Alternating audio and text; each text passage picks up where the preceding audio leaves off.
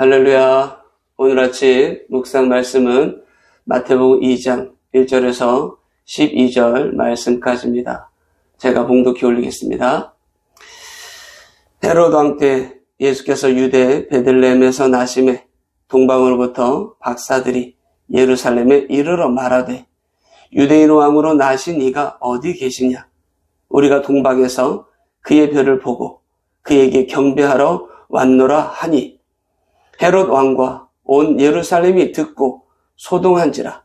왕이 모든 대제사장과 백성의 서기관들을 모아 그리스도가 어디서 나겠느냐 물으니 이르되 유대 베들레헴이오니 이는 선지자로 이렇게 기록된 바 또 유대 땅 베들레헴아 너는 유대 고을 중에서 가장 작지 아니하도다. 내게서 한 다스리는 자가 나와서 내 백성 이스라엘의 목자가 되리라 하였음이니이다. 이에 헤롯이 가만히 박사들을 불러 별이 나타난 때를 자세히 묻고 베들레헴으로 보내며 이르되 가서 아기에 대하여 자세히 알아보고 찾거든 내게 고하여 나도 가서 그에게 경배하게 하라. 박사들이 왕의 말을 듣고 갈새 동방에서 보던 그 별이 문득 앞서 인도하여 가다가 아기인 있는 곳 위에 머물러 서 있는지라. 그들이 별을 보고 매우 크게 기뻐하고 기뻐하더라. 집에 들어가 아기와 그의 어머니 마리아가 함께 있는 것을 보고 엎드려 아기께 경배하고 보배압을 열어 황금과 유향과 모략을 예물로 드리니라. 그들은 꿈에 헤롯에게로 돌아가지 말라 지시하심을 받아 다른 길로 고국에 돌아가니라. 아멘.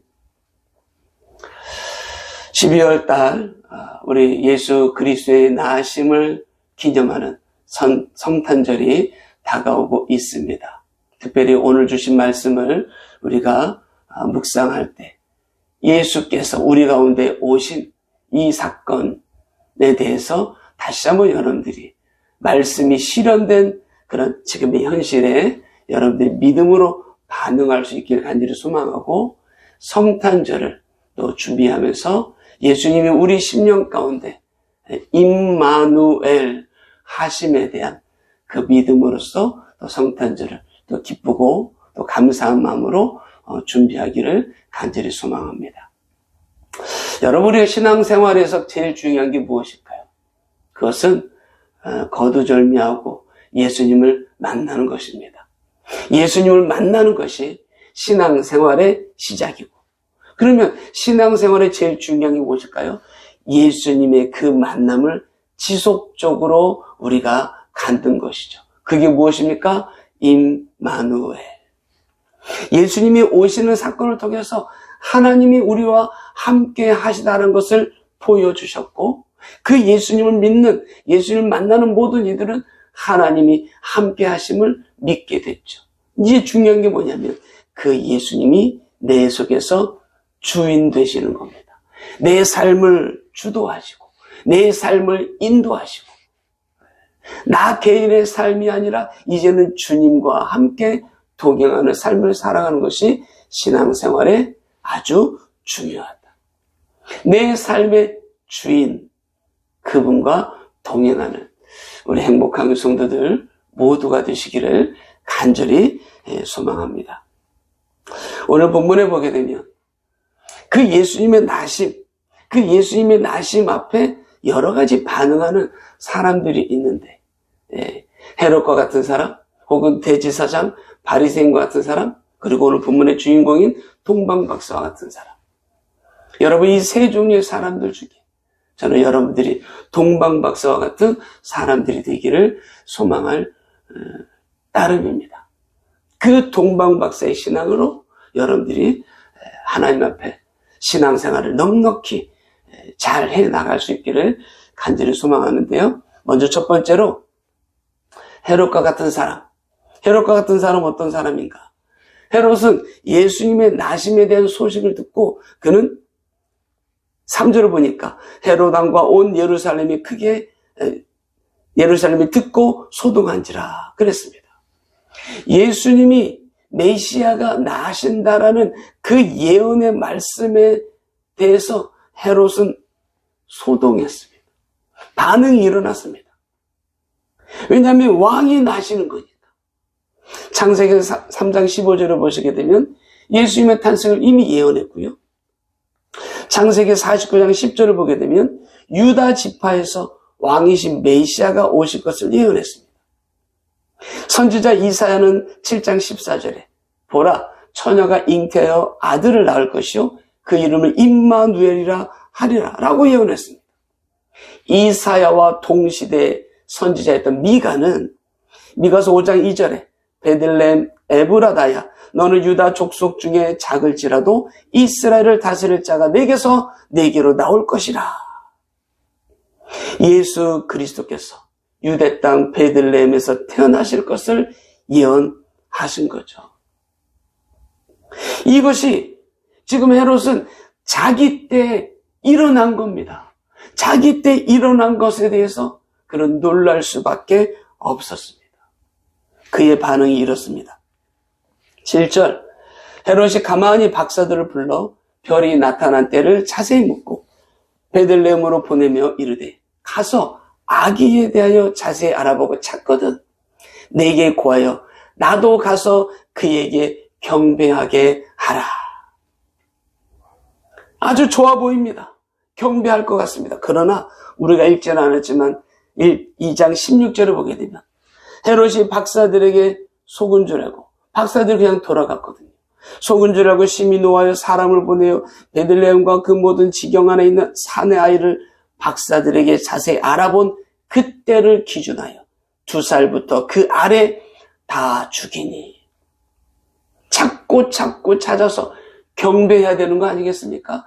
그런데 찾고 찾아서 결국은 2살 미만의 아이들을 다 죽이는 이 극악무도한 일을 헤롯이 행하게 되는 거죠. 여러분, 예수님의 탄생 앞에 이런 헤롯과 같은 사람들이 있습니다. 이런 사람들은 어떤 사람들입니까? 예수님의 탄생을 자신의 권력을 드러내는 것으로 악용하는 사람들.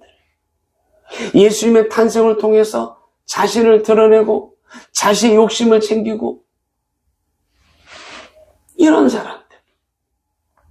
세상의 주인으로 오시는 예수님을 맞이할 듯 보이지만 실제는 자신이 세상의 주인임을 나타내는 사람들. 자신의 목적과 뜻을 위해 예수님의 탄생마저도 이용하는 사람들. 어쩌면 이들은 크리스마스, 성탄절을 자신의 어떤 상업적인 이윤을 추구하는 그 인간의 목적을 성취하고자 하는 이들의 그들과 같을 것입니다. 예수님을 통해 자신의 세력을 넓히고자 하는 사람들. 교회를 자신의 사업 번창의 기회로 삼는 사람들. 교회를 통해 세상의 모든 재력과 힘을 얻으려는 사람들. 이 사람들이 바로 헤롯과 같은 사람들인 거죠. 두 번째로 대제사장과 서기관들입니다. 5절을 보게 되면 유대 베들레헴이오니 이는 선지자로 이렇게 기록된 바 또 유대 땅 베들레헴아 너는 유대 고을 중에서 가장 작지 아니하도다. 내게서 한 다스리는 자가 나와서 내 백성 이스라엘의 목자가 되리라 하였음이니이다. 이들은 알았습니다. 예언의 말씀을 알았습니다. 그리고 예언의 말씀이 이루어질 것도 알았습니다. 그러나 이들은 행하지 않았습니다. 알고 있었으나 전혀 행하지 않았습니다. 행함이 없는 믿음은 죽은 믿음이다. 그것을 명확하게 보여주고 있는 이런 대제사장 서기관들인 거죠. 야고보서 2장 17절에 이런 말씀이 있죠. 이와 같이 행함이 없는 믿음은 그 자체가 죽은 것이라. 아하, 허탄한 사람아, 행함이 없는 믿음이 헛것인 줄을 알고자 하느냐. 우리 조상 아브라함이 그 아들 이삭을 제단에 바칠 때 행함으로 의롭다 하심을 받은 것이 아니냐. 네가 보거니와 믿음이 그의 행함과 함께 일하고 행함으로 믿음이 온전하게 되었느니라. 여러분, 믿음은 행함을 반드시 동반해야 그것이 믿음입니다. 여러분 믿는다면 기도해야 되지 않겠습니까? 여러분 믿는다면 예수님 만나기 원한다면 예배해야 되지 않겠습니까? 이게 바로 믿음입니다. 예수님을 만나기 원한다면 예배 생활과 기도 생활이 따라와야 됩니다. 믿음이라는 것은 반드시 믿음의 현존성, 그 현존성이 인정돼야 그게 바로 믿음인 거죠. 아는데 그치는 것이 아니라 행하는 것. 믿음의 역사는 행함을 통해 나타난다. 마지막은 동방박사들입니다. 저는 여러분들이 동방박사들과 같은 그런 신앙인이 되었으면 좋겠습니다. 오늘 1절, 2절 보시게 되면 헤롯 왕 때 예수께서 유대 베들레헴의 나심에 동방으로부터 박사들이 예루살렘에 이르러 말하되 유대인의 왕으로 나신 이가 어디 계시냐? 우리가 동방에서 그의 별을 보고 그에게 경배하러 왔노라. 동방으로부터 온 박사들, 이들은 이방인이었습니다. 그러나 이방인이었음에도 불구하고 유대인들보다 가장 먼저 예수님의 탄생을 알았고 그를 경배하러 왔습니다. 그들의 이름은 황금을 드린 엘카이 박사, 유향을 드린 발타산 박사, 모략을 드린 케스팔이란 박사였습니다. 이들은 바벨론인, 바사, 아라비아 사람으로 추정되는데 거기서 천문학을 연구하는 그런 사람들이었던 것으로 우리는 생각을 합니다. 그래서 그들은 특별한 별을 보게 된 거죠. 그들이 연구하다가 특별한 별을 발견하고 과거 속에 전해오는 메시아에 대한 예언, 그것을 알기에 그 예언과 일치됨을 보고 그 별을 보고 무작정 유대 땅까지 오게 된 겁니다. 믿음이죠. 믿음을 따라 그 믿음으로 그들은 행함을 보인 거죠. 여러분, 이들은 아는데 그치지 않았습니다. 이 동방박사들은 계시의 말씀에 믿음으로 반응했던 사람들입니다. 쉽지 않은 여정이지 않았겠습니까? 사망을 건너고 강을 건너고 오로지 별 하나를 바라보고 왔으니까요. 오늘 본문 9절 11절에 이렇게 말합니다. 박사들이 왕의 말을 듣고 갈새 동방에서 보던 그 별이 문득 앞서 인도하여 가다가 악이 있는 곳 위에 머물러 서 있는지라. 그들이 별을 보고 매우 크게 기뻐하고 기뻐하더라. 집에 들어가 아기와 그의 어머니 마리아와 함께 있는 것을 보고 엎드려 아기께 경배하고 보배압을 열어 황금과 유향과 모략을 예물로 드리니라. 별을 따라 가다가 별이 문득 앞서 인도하여 가다가 결국은 그 앞에 머물러 서게 되는 거죠. 그들은 별을 따라 머물러 서게 됐습니다. 그리고 크게 기뻐하고 기뻐했다 그랬습니다. 그리고 그 기쁨의 그 감격을 황금과 유향과 모략으로 그 아기 예수께 경배하여 드린 겁니다. 여러분, 아기 예수께 경배 드릴 때 그들이 무슨 보상을 바랬습니까? 아기 때 무슨 보상, 아기 예수가 어떤 반응을 보였을까요? 그냥 울기만 하지 않았겠습니까? 그들은 아기 예수를 경배하는 일에 아무런 보상도 기대하지 않았습니다. 어쩌면 그들은 자기가 메시아를 경배하는 것이 가장 큰 보상으로 그들은 알았을 것입니다. 그래서 크게 기뻐하고 기뻐했고 황금과 유향과 모략을 드린 것입니다. 여러분, 신앙생활은 바로 이런 것입니다. 신앙생활이라는 것은 예수님을 만나고 그 예수님과 동행하는 것, 그 이상의 보상이 무엇이 있겠습니까? 사랑하는 우리 행복한 성도 여러분, 예수님 만나셨습니까? 여러분, 그 예수님이 여러분과 동행하고 있는 것만으로도 우리에게는 큰 감격 아니겠습니까? 큰 은혜 아니겠습니까? 그것이 오늘날 크리스찬으로 삶을 살아가는 이들에게 있어서 가장 큰 은혜요, 보상입니다. 그 보상이 우리 가운데 너무나 감격스럽기에 우리가 예수 그리스도의 복음을 전하는 거 아니겠습니까? 우리가 교회를 형성하고 교회 안에서 예수 그리스도의 복음을 전하는 일로 우리가 모여든 것 아니겠습니까? 그리고 그 교회가 한 마음이 되어서 하나님께서 허락하신 예수 그리스도의 복음을 우리가 삶을 살아가는 삶의 현장, 그 지역사회 전하는 일로, 증거하는 일로 생명을 살려내는 그 일을 우리가 감당하는 것 아니겠습니까? 사랑하는 성도 여러분, 신앙생활은 바로 이것입니다.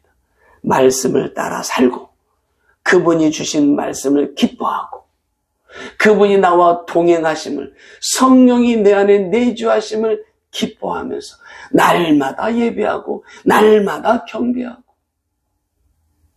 그것이 신앙생활을 잘 하는 것입니다. 말씀 맺겠습니다.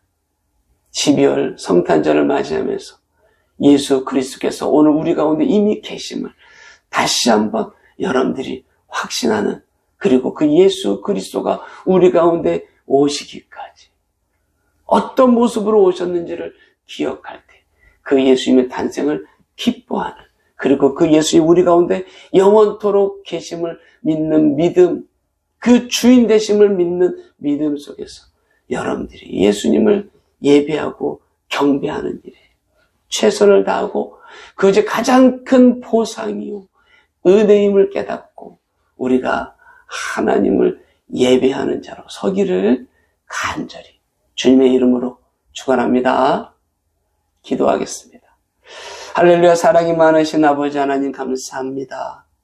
주님께서 내게 주신 이 말씀 마음에 잘 새겨서 우리가 동방박사들과 같은 신앙을 우리가 본받아서 우리도 말씀 따라 하나님을 예배하고 경배하는 것이 내 인생에 있어서 가장 큰 은혜요, 가장 큰 하나님이 내게 주신 그 보상임을 깨닫고 그 기쁨으로 삶을 살아가는 우리 행복한 성도들, 또 온라인으로 함께 예배하는 하나님의 자녀들 모두가 되게 하옵소서. 감사하며 예수님의 이름으로 간절히 기도드리옵나이다. 아멘.